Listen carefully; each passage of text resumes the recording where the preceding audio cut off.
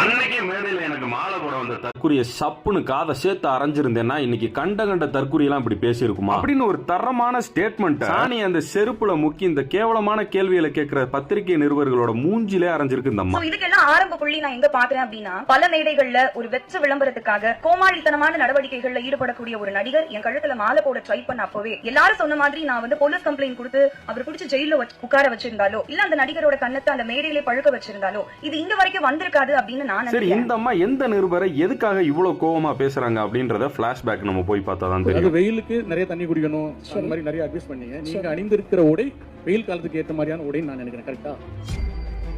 அதுக்கான என்னுடைய பத்தி நான் எங்க எல்லாருக்கும் வந்து ரிப்போர்ட்டர்ஸ்க்கு எல்லாம் வந்து நல்லா அட்வைஸ் பண்ணீங்க வெயில் காலத்துல எப்படி நீங்க போட்டுருக்க உடை கூட வெயிலுக்கான உடைன்னு நினைக்கிறேன். இந்த அம்மா இப்ப இந்த செருப்பை சாணியில முக்கி அடிச்ச மாதிரி ஒரு கேள்வி கேட்டுச்சுல, அது இந்த நிருபருக்காக. அதாவது இந்த அம்மா வந்து ஸ்லீவ்லெஸ் ஜாக்கெட் போட்டிருக்காங்கல்ல, அந்த தற்கூரிக்கு கண்ணை உறுத்தி இருக்கும் போல அந்த